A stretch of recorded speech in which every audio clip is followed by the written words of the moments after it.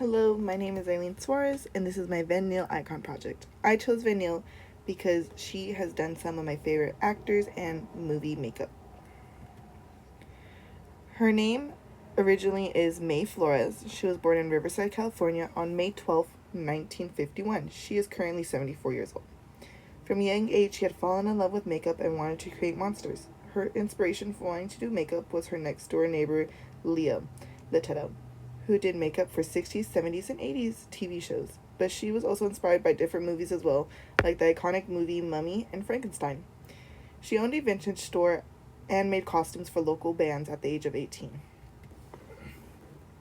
Van Neill attended trade school for fashion merchandising and later transitioned into makeup artistry. Van Neill has a school called Legend Makeup School. This school is very small, which includes her and a small group of students. At the age of 18, she attended a science fiction convention and met Fred Phillips, who had helped her get a start on her career. But when she was at the convention, she saw people cosplaying as Planet of the Apes. When she asked if they could teach her how to make the mask, they simply said she was a girl, which led to her learning how to get better at what she loves. Fred Phillips helped her get a job on the motion picture Star Trek. She was on a show called Show Off as a judge from season 1 through 5. She then skipped season 6 and came back as a judge in season 7 and 13. She has worked on many movies throughout her career. Some of them very recognizable, such as Pirates of the Caribbean series, The Hunger Games, and The Hunger Games Catching Fire, Beetlejuice, and Edward Scissorhands. A fun fact: when doing makeup for Mrs. Doubtfire, her most difficult movie by far, when covering Robin Williams' face for that role, it required 12 to 13 foam latex pieces that had to overlap. There couldn't even be 1 centimeter of his face showing, or sweat bubbles would appear. If skin showed, she would have to keep filling in the area and had to do this every day of filming. She did the same makeup on him 53 times. She has many awards. She has 3 Academy Awards for Best Makeup and Hairstyling, which are Beetlejuice, Mrs. Doubtfire, and Edwin. 1 Primetime Emmy for Outstanding Makeup for The Shining. 1 Daytime Emmy for Outstanding Makeup for Pee-wee Playhouse.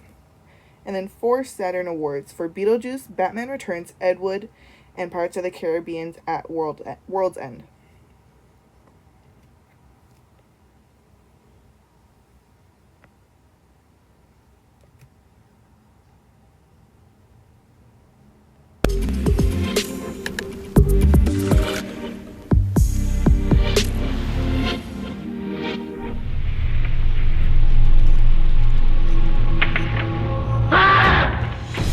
When I was really young, my favorite film that I used to love to watch the most was The Mummy. It was freaky and fun and absolutely beautifully done.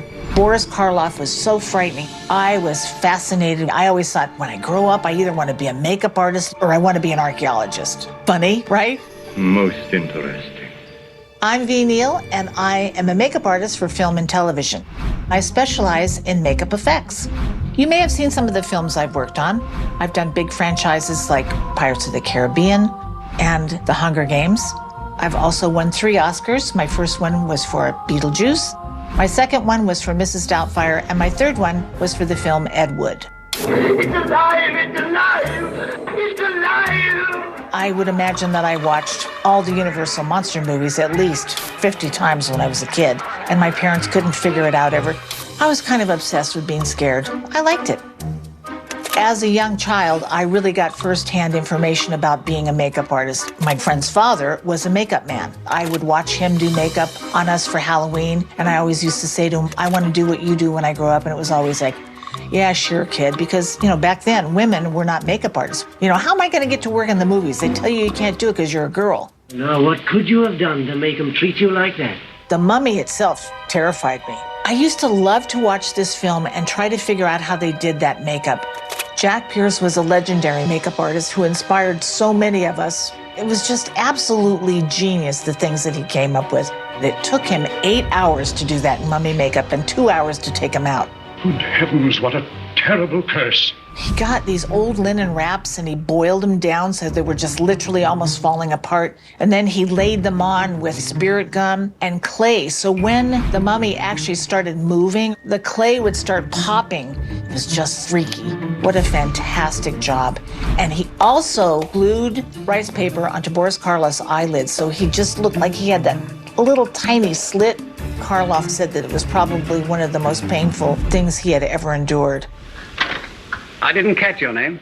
Ardeth Bay. Even just as terrifying was the character that he was afterwards, the Ardeth Bay character, when his skin was all shriveled up. Absolutely stunning.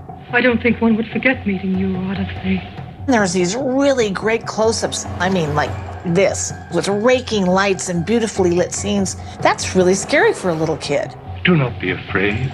And these were old movies when I was watching them. I can only imagine what the people who were watching them originally in the 30s must have been thinking. That had been terrifying back then. Never saw a mummy like that. Neither I imagine as anyone else. One of my favorite scenes is one of the only times you see him wrapped up in those wrappings. They show that close-up of him inside the sarcophagus still and his eyes open, and it's like, oh my God, that freaked me out so bad. That was the coolest thing ever. I am so lucky to have had such an amazing career, and I am so fortunate to have worked with so many brilliant directors, fantastic actors, and I have conversations with young women all the time now because they look up to me because I basically broke down that wall between men and women being able to do makeup. And wow, you know, I'm living the dream.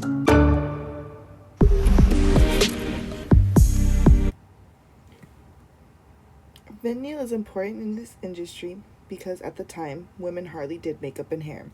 So her groundbreaking work in special effects shaped the future for makeup. She inspires many in the cosmetology world, including me. A very famous quote of hers is, "It doesn't matter in the end who wins and loses because we're here having fun." And I'm totally lying. It always matters who wins. I find this ironic and funny considering she was a judge on the TV show Face Off.